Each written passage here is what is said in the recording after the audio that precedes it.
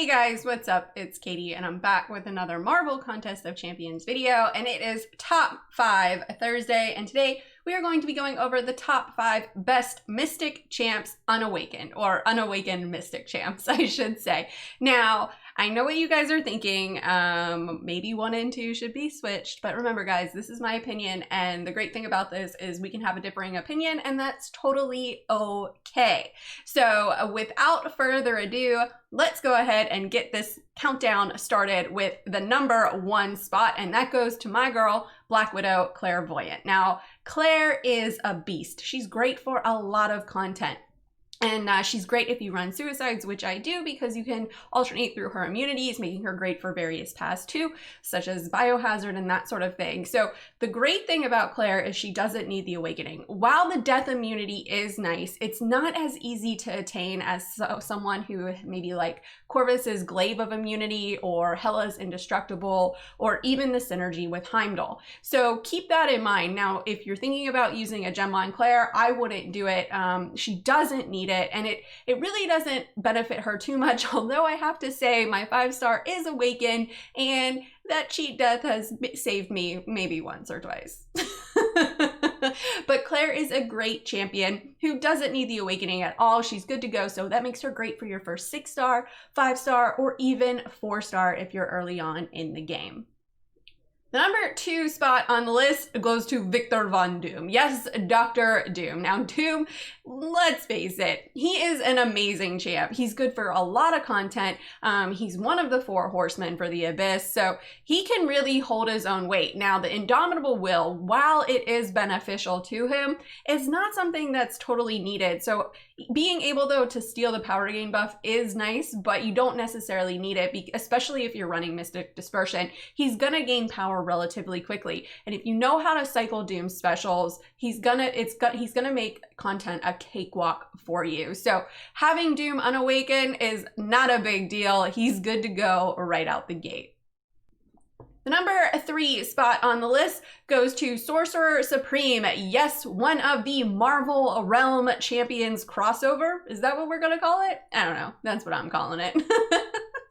Now, Sorcerer Supreme is another amazing champion if you don't run suicides. If you don't run that suicide mastery setup, she's really going to be beneficial to you. She's got that nullification aura, which I love so much. That's such a cool mechanic to have in the game. Think of it like Omega Red's Death Field, but instead of, you know, giving or having direct damage placed on your opponent, what she's doing is nullifying buffs just by standing close to them. So that is such a cool mechanic. I love that mechanic. And she is an amazing champion. If you like to rapid fire specials, she is your girl. Now, the Ring of Oblivion is her signature ability, and basically what that does is that gives her increased ability accuracy and also increases the potency of her blessing. So while that is a nice little benefit, it's not totally needed. So if you pull her, don't put a gem in her. It's not necessary. The number 4 spot on the countdown goes to Symbiote Supreme, the Stagger King, or does that still belong to Hood? I think the jury might still be out on that one. Maybe. But Sim Supreme is a great champion. He's so good at staggering, and when your opponent does receive a buff when it is staggered, they'll take that direct damage, which is always so nice when you're using Sim Supreme, not when you're going up against Sim Supreme. Then that kind of wrecks you. But Symbiomancy, basically what that does is that gives an increase in or a decrease rather, in the amount of time between placing staggers. So that can be beneficial, although it's not necessarily needed. You can still place the staggers on pretty quickly with Sim Supreme, although not as fast as other champs like, say, Hood. But Sim Supreme is still a great champion. He's really good for, you know, the 6.2.6 champion boss if you guys haven't done that. So kind of keep that in mind, but he's an awesome champ to have. He's super fun to play, and if you know how to cycle his specials, he's gonna really put in a lot of work for you.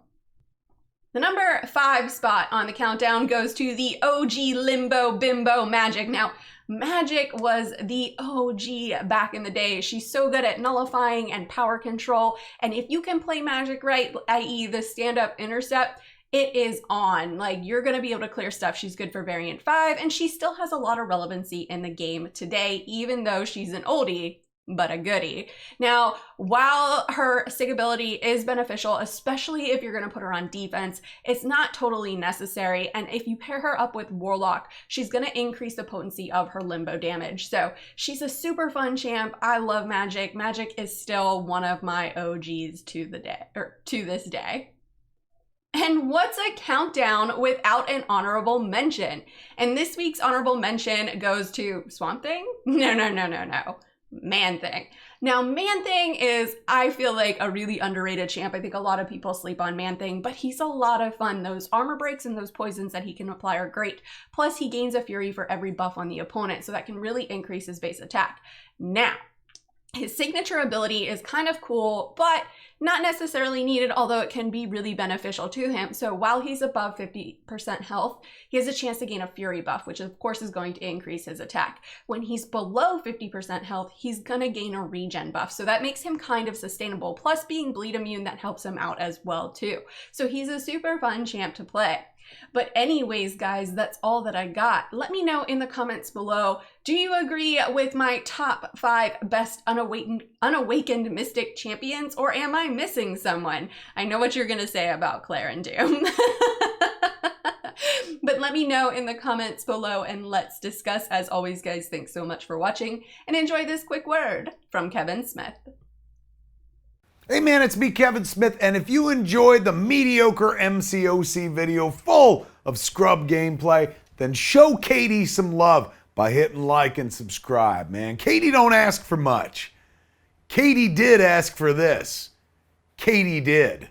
So, do like Katy did and bug people and get you to like and subscribe, man. She's doing that Mcoc beautifully. Not mediocre. Katy!